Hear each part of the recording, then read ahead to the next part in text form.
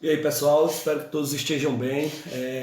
Na nossa aula de hoje nós vamos dar continuidade, né, os esportes individuais, e nós vamos falar hoje sobre o ciclismo. Ciclismo e judô, né?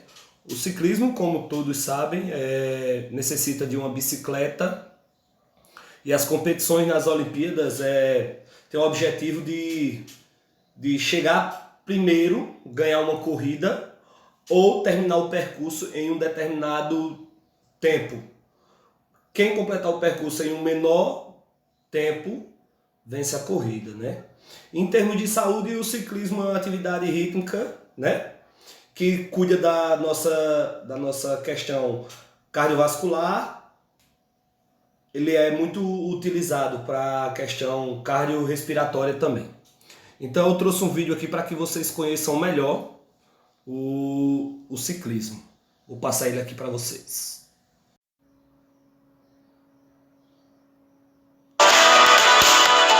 Olá, tudo bem? Nos dois últimos capítulos falamos sobre o ciclismo BMX e de estrada. Hoje vamos falar um pouquinho do ciclismo de pista. Mas vocês sabem como funciona essa modalidade?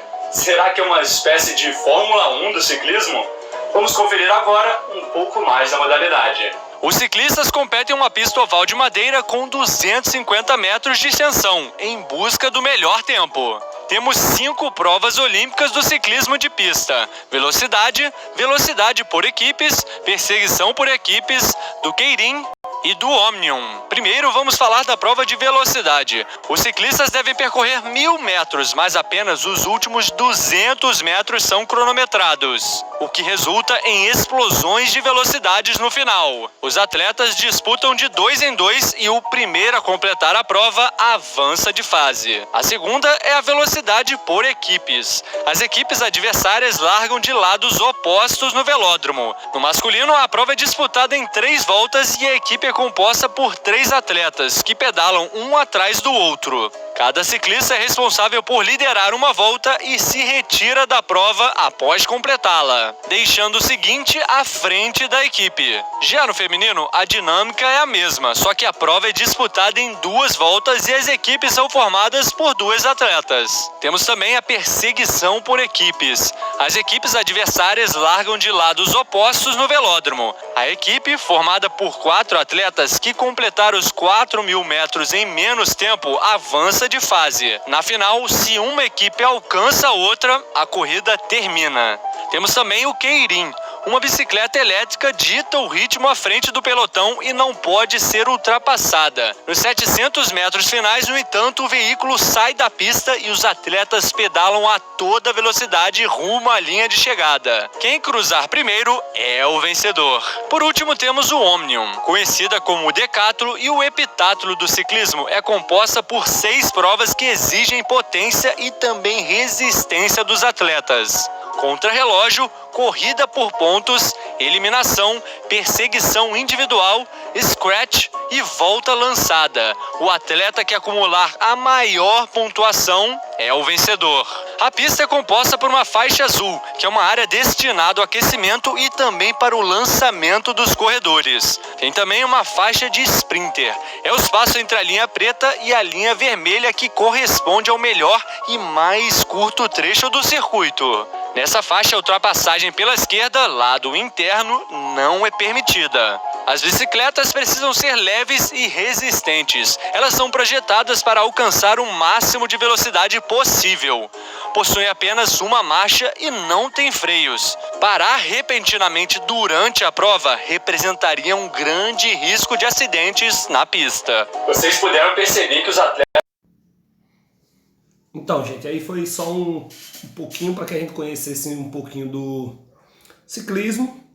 E agora a gente vai conhecer um pouquinho do judô, aquela arte marcial milenar que começou lá no Japão, né? E a palavra judô significa caminho suave, né? Então a gente vai ver como ele é praticado nas Olimpíadas. Tem um videozinho aqui para vocês explicativo para que vocês possam entender melhor, tá bom? Vamos lá, o vídeo. Olá, tudo bem? Tá começando mais um capítulo da série Por Dentro das Olimpíadas e a modalidade de hoje promete muita emoção. O esporte da vez é o judô. Pode falar uma coisa, os combates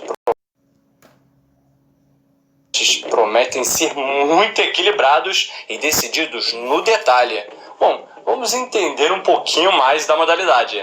O atleta deve derrubar o adversário com as costas voltadas para o chão, imobilizá-lo no solo por 20 segundos ou forçá-lo a desistir. A luta tem duração de 5 minutos para o masculino e 4 minutos para o feminino. E caso termine em empate, o confronto vai para o Golden Score. Vence o atleta que pontuar primeiro, sem limite de tempo. A pontuação varia conforme a técnica aplicada. Uma delas é o KO, que é a pontuação mínima, derrubar o adversário de lado ou a imobilização de 10 segundos. A segunda é o Vazare, que é a queda do oponente sem bater totalmente as costas no chão ou sem os requisitos do Ippon: força, velocidade e controle. Ou a imobilização de 15 segundos. 2 Vazares valem um Ippon. Por último temos o Ippon, que é o golpe perfeito, que encerra a luta. O judoca obtém o Ippon ao derrubar o adversário de costas com velocidade, força e controle ou após imobilizá-lo por 20 segundos. É possível ainda aplicar um estrangulamento ou chave de braço até a desistência do rival. Evitar o combate, fugir para a área da segurança e segurar a faixa do oponente também são infrações, que podem gerar advertências, mais conhecidas como X2. Se acumular 4 X2, o atleta recebe o Hansoku-maki, que é a desqualificação. Em caso de empate ao final da luta, vence quem tiver menos X2. No judô temos várias categorias, tanto no feminino quanto no masculino. Ao todo são 7: ligeiro, meio leve, leve, meio médio, médio, meio pesado e por último pesado. A diferença entre homens e mulheres é o peso. No momento inesquecível do judô temos uma história sensacional. E é da primeira vez que um brasileiro subiu no lugar mais alto do pódio. Essa conquista aconteceu há 28 anos atrás na Coreia e foi de uma forma surpreendente. Dá só uma olhada nesse feito. As Olimpíadas de Seul 1988 foram históricas para o judô brasileiro. O paulista Aurélio Miguel conquistou a primeira medalha de ouro do país na modalidade, na categoria meio pesado. O incrível foi que o brasileiro se tornou campeão olímpico sem ter marcado sequer um ponto durante os Jogos de Seul, em todas as 5 lutas que disputou. Foram 2 vitórias por decisão dos juízes e 3 incluindo a final, em que os rivais foram penalizados por excessiva passividade. Impressionante essa história do Aurélio Miguel. Então, gente, aí foi um pouquinho do judô, né? De como se luta o judô, como ele é praticado. Aí ele falou um pouco sobre as punições, lembrando que esse vídeo foi nas Olimpíadas de 2016. Então ele falou das pontuações, né? Yuko, Vazare, Ippon. O Yuko ele não existe mais, a pontuação mínima não existe mais hoje em dia, tá bom? Só existe o Vazare e o Ippon.